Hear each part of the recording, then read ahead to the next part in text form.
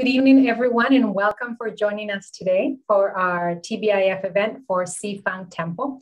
It is my honor to welcome you to our guest talk titled Inspirations from the Diamond Sutra by Venerable Hui Cheng. My name is Angelica, and I'm a volunteer here at the temple and will be helping you moderate today's event. Let me please start with a short biography of our speaker. Venerable Hui Cheng is from Sydney, Australia. He graduated from the University of Canterbury, New Zealand, holds a master's degree in Buddhist studies from Fo Guang Shan University. He underwent monastic training at Tung Lung University and is a Buddhist monk at Fo Guang Shan. And he is currently serving at Fo Guang Shan Chi Shan Buddhist Center as community education coordinator. He will lead us in a short meditation. Two quick announcements before we get started. Please hold all your questions until the end during the Q&A at around 7:50. You may put them in the chat box, but they will be answered until the end, and I will be helping moderate them. Thank you so much. Please join your hands and welcome our Venerable for today's lecture. Thank you. Okay, I guess it's good evening for our friends on the western coast of USA, and it's probably noontime down under. It's probably, I don't know, probably like morning other places. So thank you for joining this session. I know that some of you come from different parts of the world, and I'm very honored for our Aussies here to join us in this session. Thank you very much. Okay, so today's session will be on the Diamond Sutra, and it's important to note that this particular sutra is quite enigmatic in nature, and for this reason, a lot of people cannot appreciate the core meaning of this particular sutra. So today, hopefully, we're able to, in a very short span of time, go through the essence of this sutra. So since the 2nd century, generations of Buddhists have memorized and chanted this Diamond Sutra. And in the history of Chinese Buddhism, it's regarded as one of the 3 major texts. Okay, the other has been the Heart Sutra and the Platform Sutra of Huineng. And this particular sutra itself is meant to be read, reread, contemplated, and meditated on, as it contains life-transforming messages which can only be accessed when we have a very calm state of mind. So the Diamond Sutra is quite powerful. It's a matter of how we use it and how we can use it for the betterment of our lives. So the message behind the Diamond Sutra is all about non-abiding. But this non-abiding does not equate to nihilism per se, but it's more of an attitude that we can observe in our daily lives, which brings fulfillment in everything we do. So as such, this particular text is just as relevant today as it was thousands of years ago. But before we get started on the crux of the issue, let us go through some of the facts of this particular sutra. So this Diamond Sutra is actually part of the PRAJNA Paramita, perfection of wisdom corpus of texts. So apart from the Diamond Sutra, we have PRAJNA Paramita text in 800 lines, 30,000 and so forth. There are quite a few versions. The only difference between these are whether they're a very short text, whether it's a very brief text, or whether it's a text which has a lot of teachings to do with it. So this particular sutra is also known as the perfection of wisdom in 300 lines. And it has been translated into many different languages, and especially that of Central Asian languages and East Asian languages. And the version which we will be discussing today is based on Kumarajiva's Chinese translation. And I've been using Max Muller's English translation of Kumarajiva's Chinese, as well as some translations from Lewis Lancaster. So we can see that this sutra has been translated and translated again. And this sutra is just shy of 6,000 characters, so it's not too long. Someone who is well-versed can finish chanting or reciting this in about 30 minutes or so. And we're very grateful for a person by the name of Liang Zhaoming. Okay, he was the son of Emperor Liang from the Liang dynasty, and he had made this entire text into 32 chapters, and thus he has allowed us to be able to understand the structure more clearly.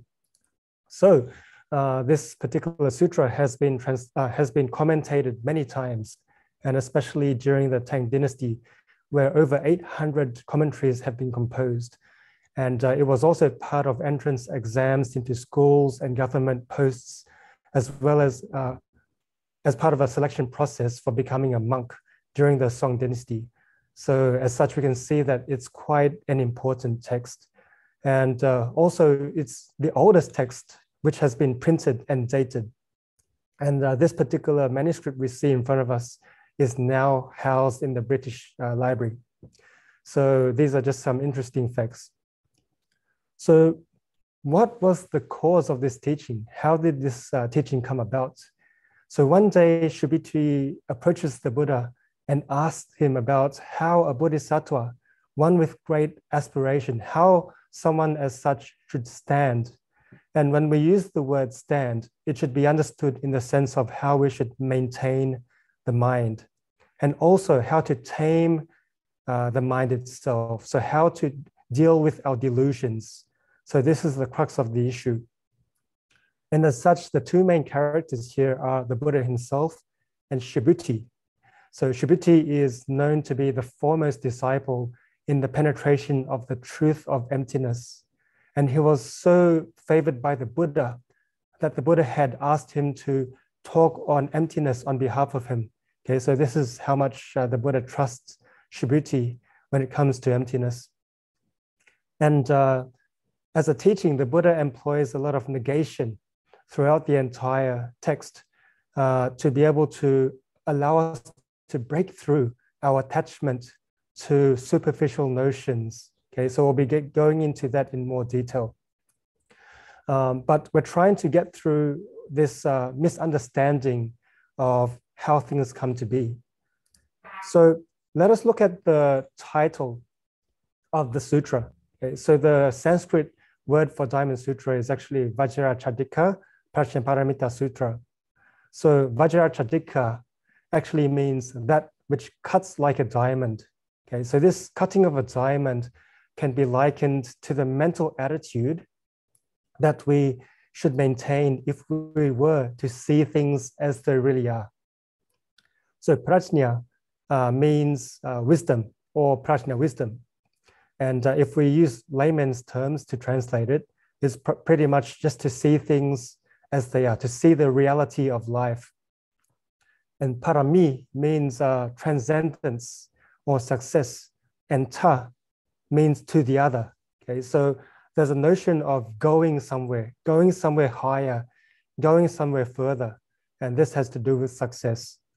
So the whole idea is throughout this entire sutra, the Buddha employs pedagogical tools to allow us to meditate and contemplate on the truth of reality. And when we can see the reality of life, we're able to live clearly. And by living clearly, we can make the right decisions to live in a successful way and a life full of fulfillment. Okay, so basically we're calling into question the validity of conceptual labels. Okay, so let us take a bit further and look at a sample of the negation that the Buddha employs. So for the first part of the lesson of this particular session, we'll be dealing with the first part, that which cuts like a diamond, the actual negation the Buddha uses throughout the entire text. So basically, there is a way that the Buddha does it. So it's like, as for A is not A, therefore we call it A. Okay? So the whole idea is to break through our erroneous affirmations of substance. Okay, so maybe, for example, we see a computer in front of us. We consider this a substantial computer. It exists autonomously without the need for different types of causes and conditions. So the whole understanding is that we see that everything around us is dependently originated. So let us have a look at an example of negation. So we may read this together. Subhuti, that which is said to be all phenomena, is not all phenomena. And that is why it is called all phenomena. Chapter 17. Chapter 21. Subhuti, when a person speaks the Dharma, no Dharma can be spoken. And thus it is called speaking the Dharma. So people may be like, say what? What's all this about? Consider a piece of paper. When we have a piece of paper in front of us, what do we see? The very first thing that comes to mind is paper. And this is because it's a conceptual construct that we have accumulated over time. And this applies to everything in life, whether it's phenomena or whether it's human beings or animals and so forth, sentient beings. Okay, so let's take a piece of paper in front of us. What do we see? For most people, we see paper. But for the Buddha, he does not just see paper. He sees the wood required to make this paper.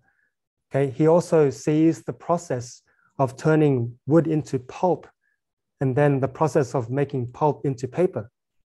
And then the Buddha further goes to see that the tree is not just a tree. It's actually just called a tree. But in fact, it's the culmination of the causes and conditions of the seed itself, the soil to nurture the seed and germinate the seed, the sunlight, the warmth, the oxygen, and the nutrients to allow a tree to grow as it is. So as such, the Buddha sees things from a holistic manner. He sees the working behind the scenes of all situations. And very slowly, when we can start to maintain such a mindset, we no longer become fixated on things at surface level, okay? We don't see things just at the surface. We see things in a deeper level. So this allows us to keep an open mind to what is to come, okay? This has implications further on, which we will get into in some more detail, okay? So as for the Diamond Sutra in particular, the Buddha is trying to use statements of negation to break through our attachments to self, phenomena, merit, okay, merit as in we do good, we get merit, the Dharma itself, and even the whole idea of enlightenment, okay? So the Diamond Sutra is quite comprehensive in this sense. So moving to the next part of the title, okay, to see things as they really are. But before that, let's talk about the effect rather than the cause. So let us try to reach a definition of success. So success can be many things, okay? So in a spiritual world, in a world of Buddhism or Buddhist practice, we can see success as the liberation of sentient beings, the purification of our minds, okay? The attainment of joy in our lives. So these things are more to do with our practice. And then we have worldly or mundane or secular success. And this can be measured in many different ways. So it could be success in our careers, success with our families, success in all different types of pastimes, for example. So success can be many things.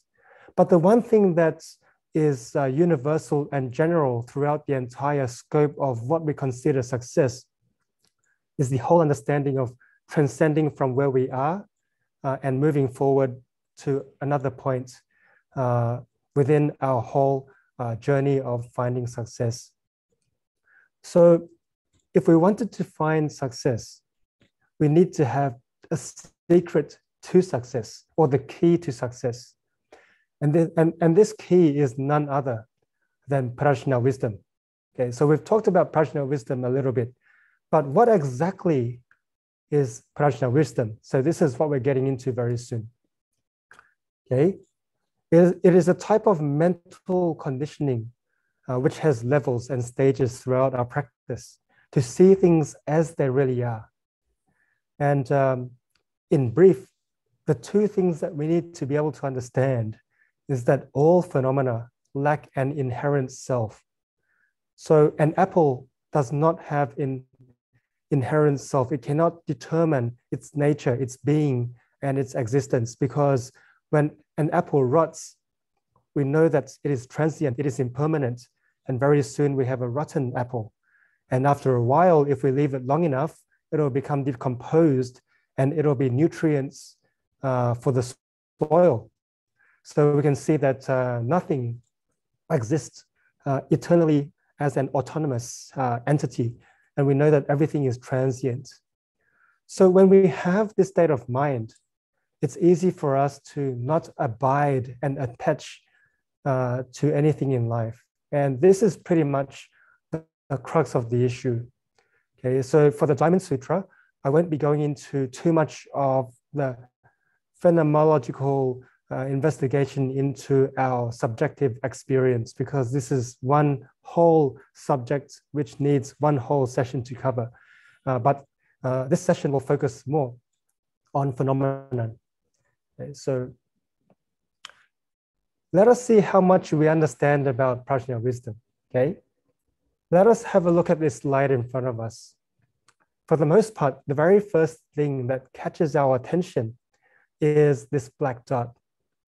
Reason being is because we have previously constructed a concept of black dot. So very easily our mind can relate to it.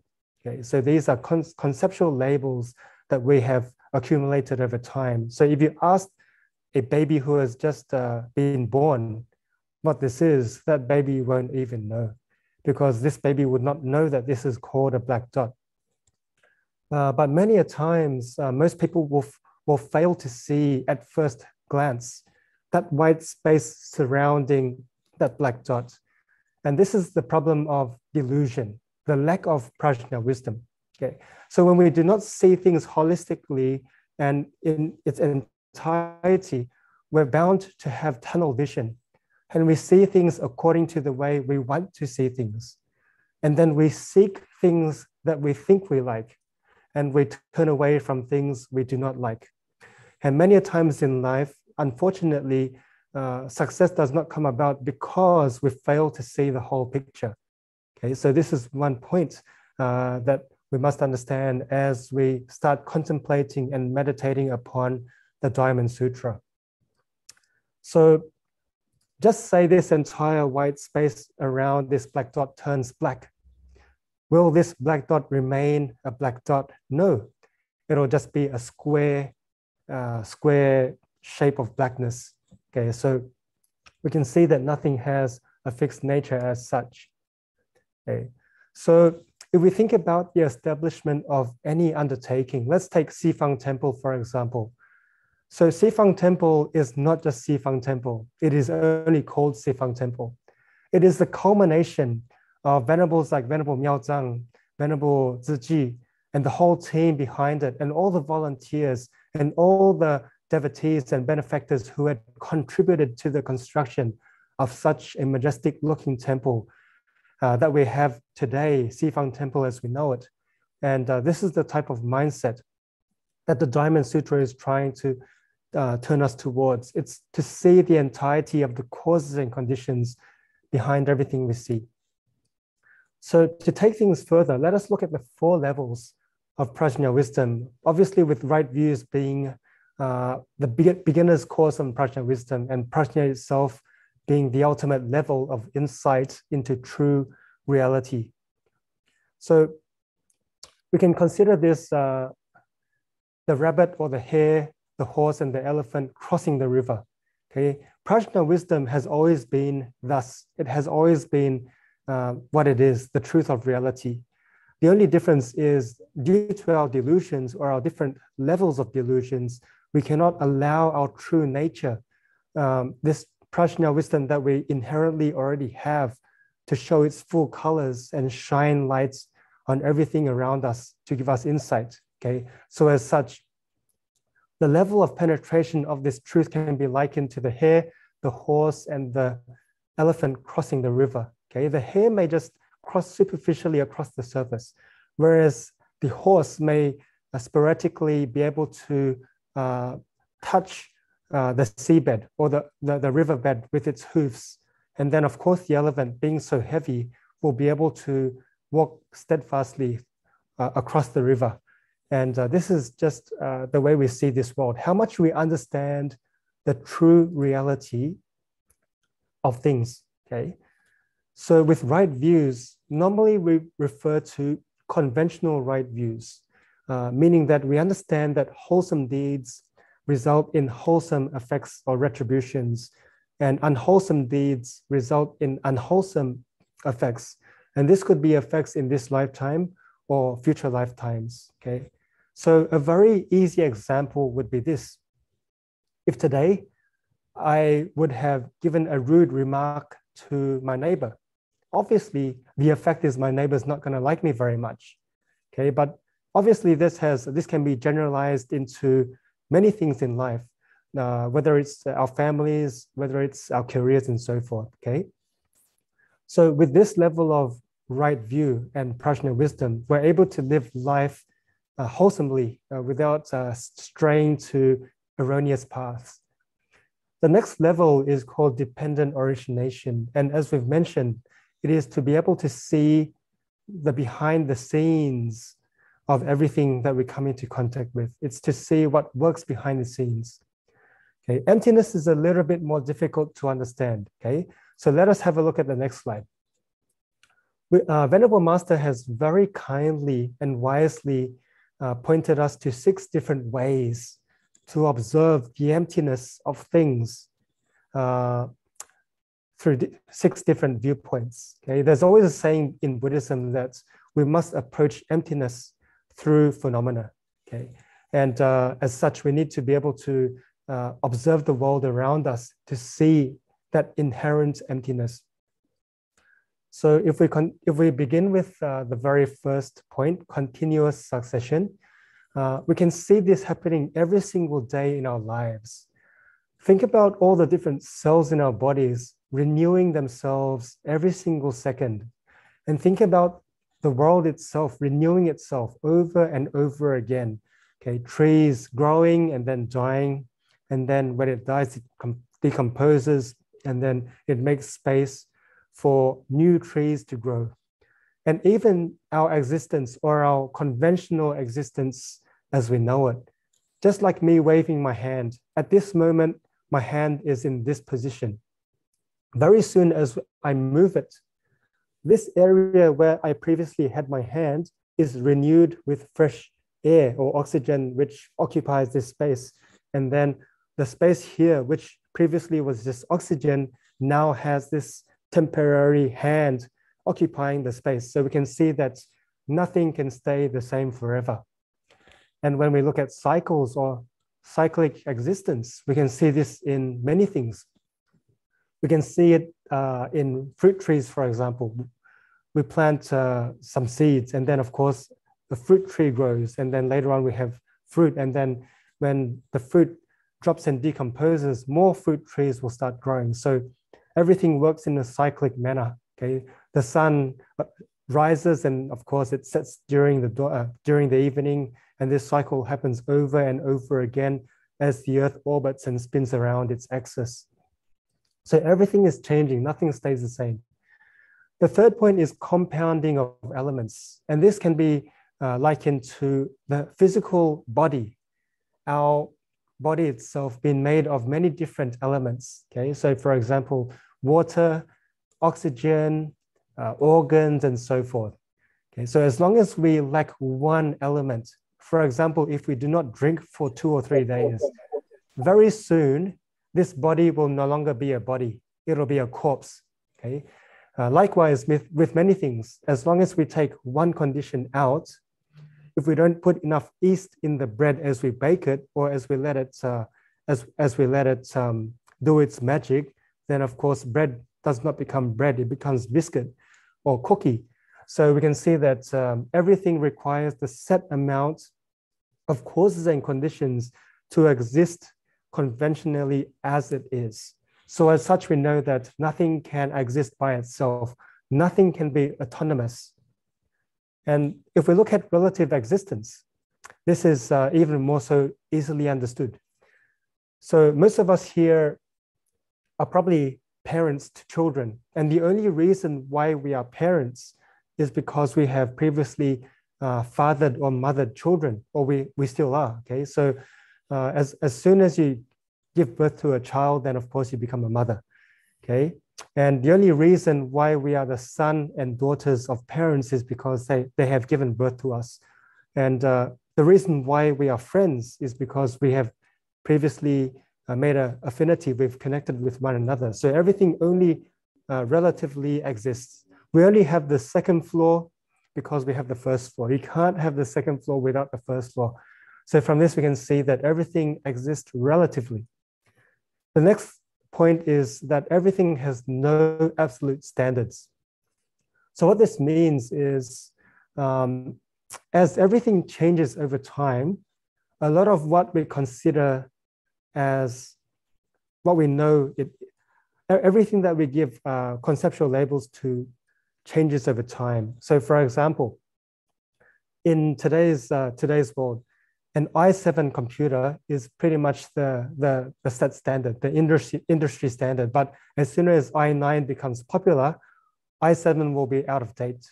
And this is the same with your phones, right? You have iPhone 12 right now, and then very soon when we have the introduction of the iPhone 13, excuse me, then iPhone 12 will become outdated. So these external standards change over time. So now we have COVID vaccines. In the future, we may have like strong enough vaccines to be able to 100% block all the incoming diseases to do with COVID. So these external standards change over time. The next part is temporary names.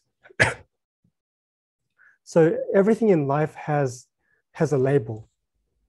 For example, a piece of cloth worn on different parts of the body are considered different things. So the same piece of cotton can be used as a hat. It could be used as a skirt. It could be used as a shirt. So depending on the area of the body we're wearing this piece of cloth is called a different thing. Okay, Amitabha can be used in different ways. So especially in Chinese Buddhism, people say Amitofo when they do something wrong. And sometimes they use Amitabha as a greeting. So this could mean different things in different situations. So everything only has a temporary name. As for having different perspectives, this has more to do with internal worldview. Excuse me. So for example, when we see snow, especially for people like us down under, or from down under, snow is quite a rarity and quite a novel experience. But for someone who lives in the northern regions of the world where it's always snowing, it probably becomes quite a burden to have it snow all the time. And according to our situation,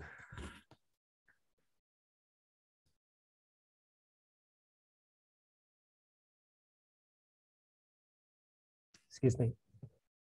And according to our situation, snow may be considered something of a novelty to people who get to experience it as a pastime. But some people who are like homeless, for example, they see snow as quite a bit of a challenge to their livelihoods.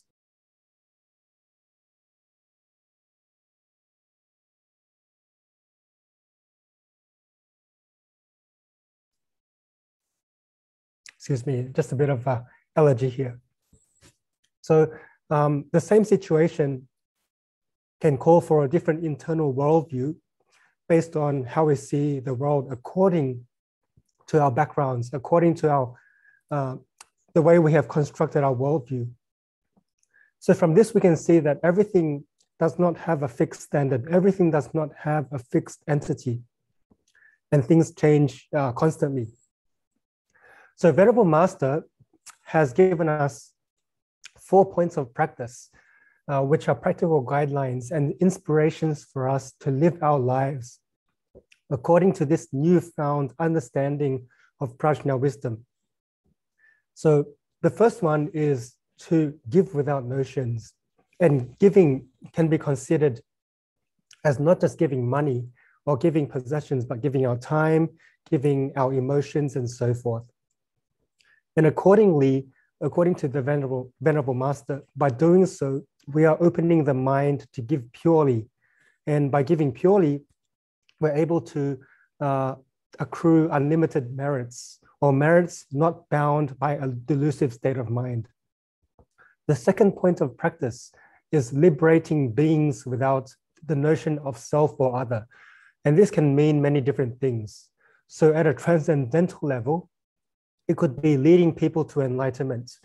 But in a more general sense and practical sense, it could be the simple act of relieving people's suffering in this present moment. And when we can do so without the notion of self and other, we're able to develop this unsurpassed compassion, not based on preconceptions and prejudice. Okay. The third point is to live without abiding. So it means that we do not abide in the past, the present, and the future, and we do not abide in any phenomena or in any of our interactions with other people. Okay. And as such, we're able to live with true freedom. And lastly, the Venerable Master talks about cultivating without attainment. So not wanting to attain something as we cultivate. So kind of not having a conditioned approach or doing something with vested interest. And this has far-fetching implications as to our practice in Buddhism. Okay. So to begin with, let us have a look at the first part, giving without notions. There's always a concept of making merit and developing virtue. And the easy way to see this is a cause and effect relationship. Whenever we do something, whether it's wholesome or unwholesome, there's always an effect.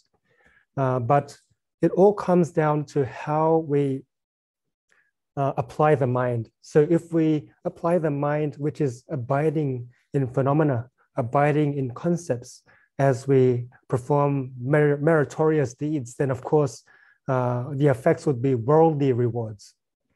But if we can free ourselves of attachments to such notions, we're doing our wholesome deeds with full purity of mind. And what it means is we're not only accruing merits for our future well-being, we're also conditioning the mind at the same time to be less abiding. And as we are less abiding, naturally, our minds are carefree and full of joy. So this is the spiritual side of things in our practice. So having said this, it's only logical that we try to apply this state of mind of non-abiding to every single thing and every single situation in life. And as this is a true purpose of what this Diamond Sutra is trying to tell us, okay, in every single instance, we need to apply this subtle yet prolonged application of the mind, which requires somewhat a degree of mindfulness to be able to attend to every single instance of experience. And at every single instance of experience, work for the betterment of less abiding and more compassion. So just look at the example of a mother giving love for the child. Because the mother does not love the child because of a reason, she loves unconditionally. And this is a good example of giving love without attachment. And as such, this type of connection with this child becomes unconditional. It becomes without attachments, without conditions. So it becomes a very sacred type of relationship. And if we can generalize such a type of way we deal with people to all people around us, then of course, it works to build peace amongst not only our group of people, but if we can spread this further and further to the general populace, then of course, it's a powerful message here. Okay, so let us look at the next line together. Shubhuti, what do you think? So we can read this together if we may. If someone were to feel the 3,000-fold world system with the 7 treasures and use them for giving, with this as a cause and condition, would he attain immense merit? So it is, World Honored One. With this as a cause and condition, he will attain immense merit. Shubhuti, if there really were such a thing as merit, the Tathagata would never speak about attaining immense merit. It is only because there is no such thing as merit that the Tathagata says that immense merit can be attained. Okay, so for us, it will be like, wow, that's really confusing. Okay, so this is just another example of negation to break through our fixed state of mind. Okay, so this brings us to a story back in the time of the Buddha, where there were some young children playing by the side of the road, and they were trying to make a sand castle. And within this sand castle, they were actually pretend playing. So one of the children were actually making some oatmeal porridge on top of the stovetop, and they were making a very nice meal. And all of a sudden, the Buddha and his attendant Ananda had started to approach these young children as they walked along the way to the next destination. So as soon as these young children saw the Buddha approaching, they were actually quite bedazzled by the majestic disposition of the Buddha. So very quickly, they stood to attention and welcomed the Buddha to the sand castle, which they had pretend played as their mansion, and invited the Buddha to a meal of oatmeal, which was essentially sand offered with their hands. And very touchingly, the Buddha had accepted the sand and consumed it, and then went on his way. And then after a while, Ananda was quite perplexed. Hey, Buddha, why would you accept sand as an offering of a meal and eat it? Isn't this kind of like disrespectful on the part of the children? And the Buddha was like, no, Ananda, you should know better. These children had offered this meal of oatmeal porridge with utmost sincerity and without attachments. And as such, they have accumulated the merits which would see their future rebirth as the child with the offering of oatmeal as King Asoka, and the children around the child who offered the meal of oatmeal porridge, the ministers of King Ashoka. So we can see that many a times, whatever we do in our mundane world may seem mundane at the outset, but as long as we can apply the mind through the eyes of wisdom and using PRAJNA wisdom to discern the reality of everything around us, then things change. What was originally mundane becomes transcendental. So this is the whole idea of giving without the notion of self, without the notion of other, and without the notion of the gift itself. Okay? So just contemplate on our own lives. Whenever we give to others, the more we can let go of the notion of me giving my prized possession to my friend, the more easy it is. Because if we were too attached to the object of this gift, then it becomes very difficult. So it's very logical that we try at least to not be too attached to these notions. So let us continue with chapter 17, liberating beings without notion of self and other. The Buddha said to Shubhuti, when good men and good women initiate the mind of Anuttara Samyak Sambuddhi, which means the mind of liberating others, they should give rise to a mind like this. I should liberate all sentient beings, and as I liberate them, I should know that there are no sentient beings to liberate. And why is this so? If a bodhisattva has a notion of self, a notion of others, and a notion of sentient beings and of longevity, then he is not a bodhisattva. And why is this so? Shibhuti, in truth, there is no phenomenon of initiating the mind to Anuttara Samyak Sambodhi. So what this means is, as we set about helping others, it's important that we do not see ourselves as me helping you or me helping them. Because very easily we kind of fall into the trap of becoming condescending, thinking that I'm of a more superior situation, I am going to help you. So the whole understanding is we spontaneously give rise to compassion, and we try to help others according to the situation in the best possible manner. And this is the whole idea of liberating others without attachment to the notion of self and other.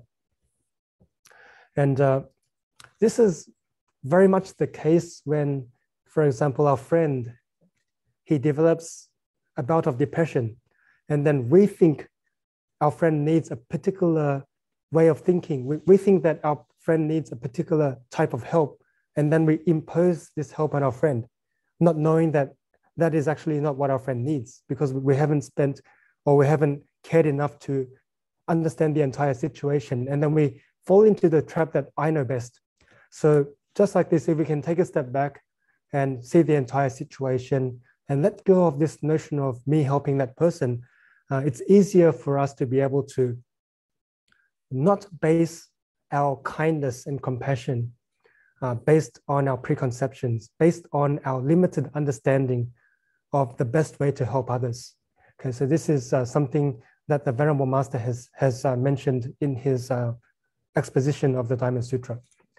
The next part is living without abiding. The Buddha said to Shibhuti, the Tathagata fully knows and fully sees the mind of the sentient beings in all of these worlds. And how can this be? The Tathagata has said that all minds are not minds, and thus they are called minds.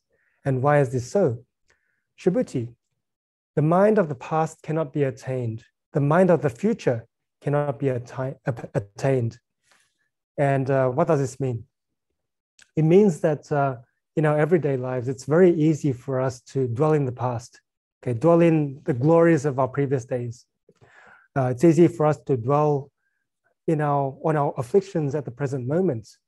And it is easy to daydream about the future nonsensically and without a purpose. So basically, what the Diamond Sutra is telling us here is that we should live in the present moment and take every single situation as it comes mindfully.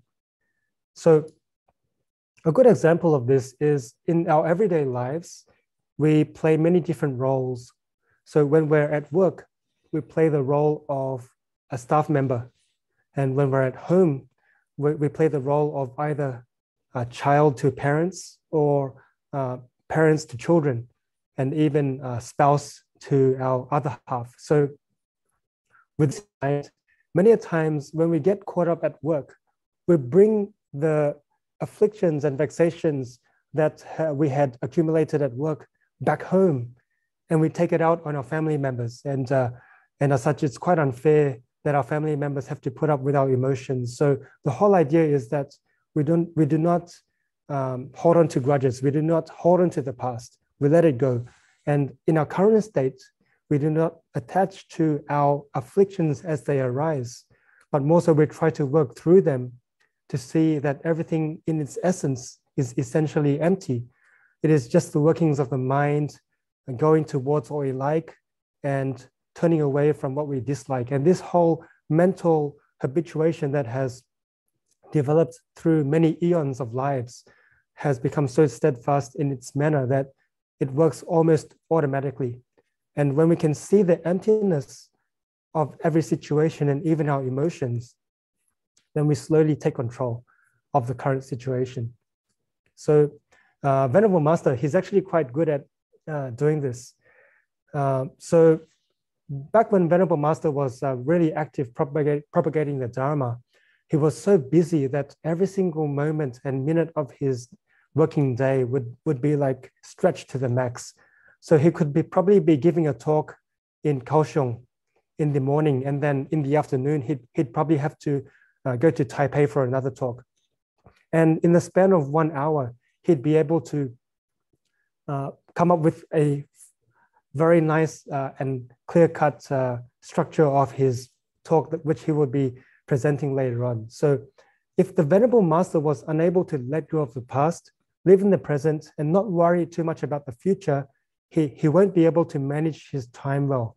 So by living without abiding, not only do we live carefree, we're able to make the most of our time and live effectively. The last point is to cultivate without attaining. So what it means is, because we're running out of time, we're just going to go straight through. We're not trying to seek a particular outcome of our efforts. More so, we're trying to see clearly what is required, all the different causes and conditions required to make success happen without being too attached to the end product. The moment we become too attached to the end product, we lose sight of what is required of us now in this present moment. Okay, so this is the whole understanding of cultivating without attainment. It's true with our spiritual practice and more so true with our secular life as Buddhists living in this world. Okay, so without further ado, I think we're very soon going to open up to questions. But just to wrap up, giving without notions will lead to unlimited merits in our practice of Buddhism. Liberating beings without attachment to notion of self and other allows us to be unconditionally compassionate. And living without abiding allows us to live carefree and effectively and succeed in everything we do.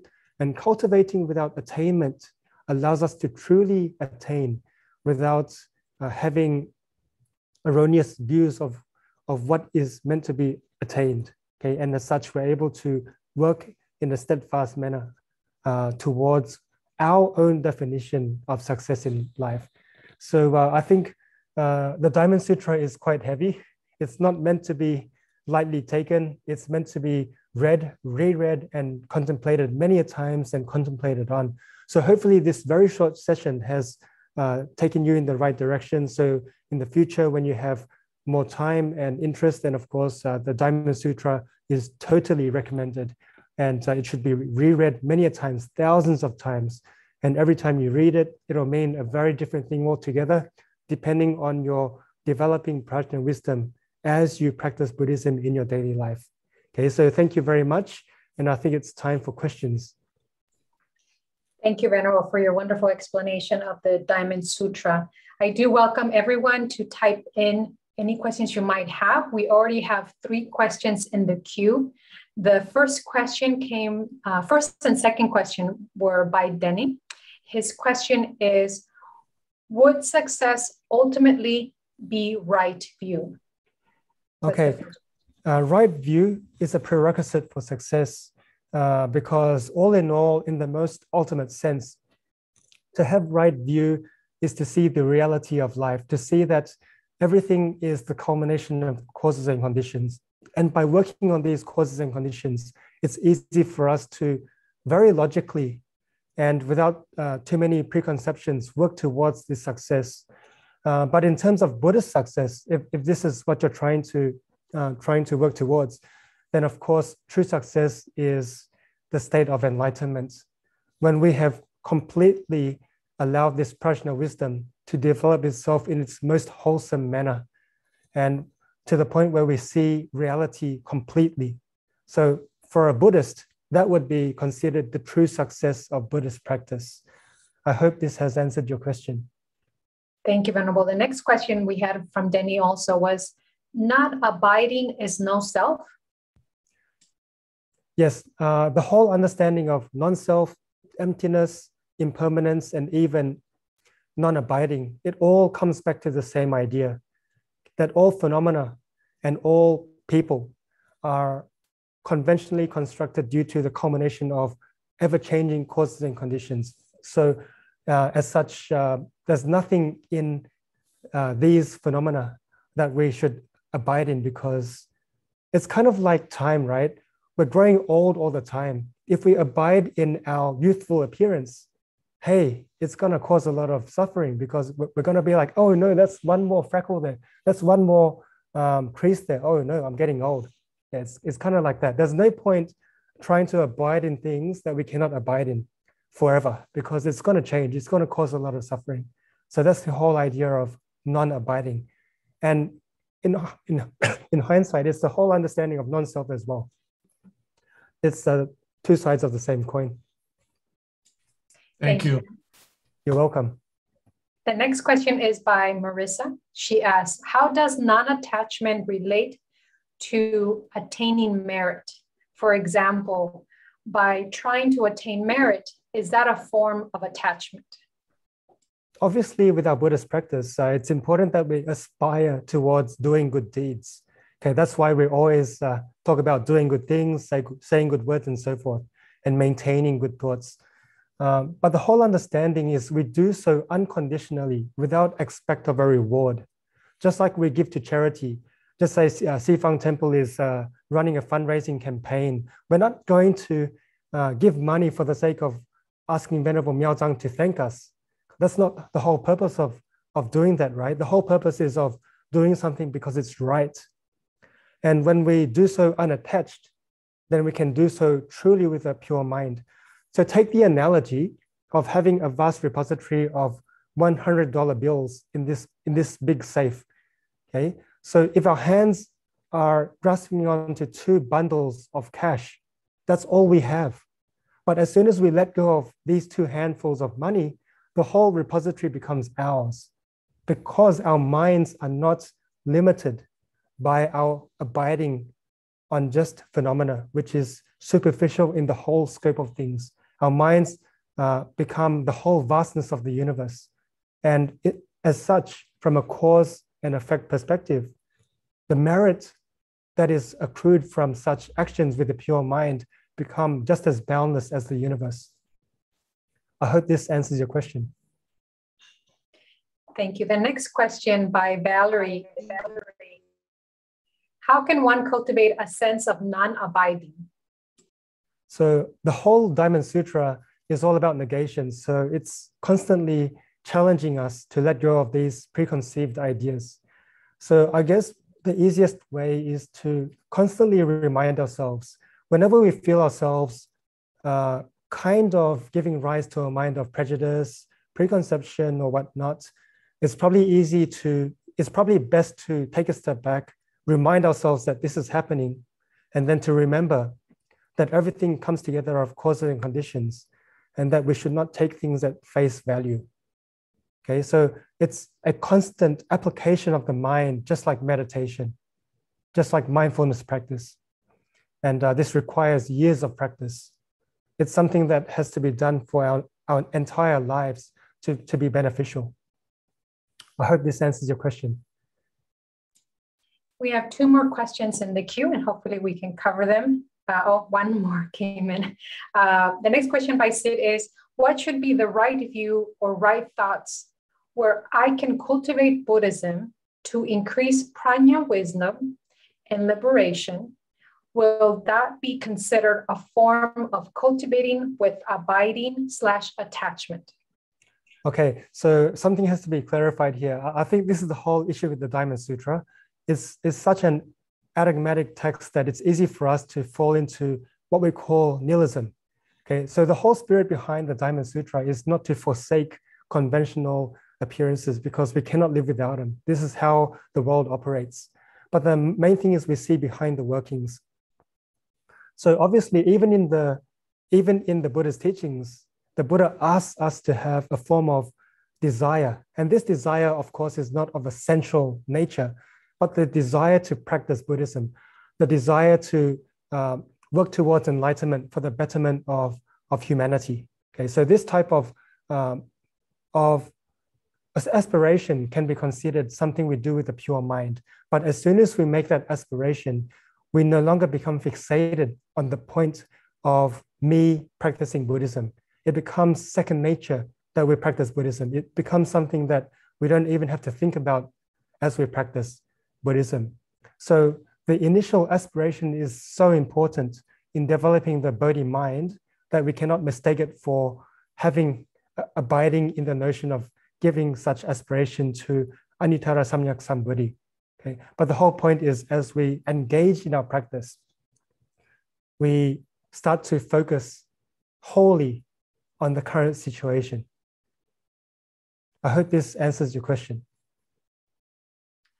Thank you. And unfortunately, we will only be able to take one more question based on the time. The question is from, apologize for mispronunciation, Long Nok. The question is, would you please explain again the meaning of continuous succession? Thank you. So continuous succession is a way to see emptiness through phenomenon. So to observe the world around us, to get to the understanding of emptiness. So just like the example of the space in front of us here, or in front of the screen, I have my hand here on the left-hand side of my body. So as I have my hand here, the hand is obstructing space or void, which was there previously. And as soon as I move my hand to the right side of my face, that space here is reoccupied by oxygen. Okay, so everything is replaced over and over again by new things. So this is just one aspect out of the 6 that the Venerable Master has mentioned to point us in the direction of understanding emptiness through the understanding of phenomenon. I hope this answers your question. Thank you, Venerable. Thank you, everyone, for your participation in your questions. I do apologize for the last question we couldn't ask. Next, I would like to give the forum to Venerable so he can lead us on the dedication of merits, and then I'll have an announcement at the end. Thank you. So may we join our palms and recite the dedication of merits. May we dedicate the merits of today's session to all sentient beings, wishing that they be free of suffering and be happy forever. Okay. May kindness, compassion, joy, and equanimity pervade all worlds. May we cherish and build affinities to benefit all beings.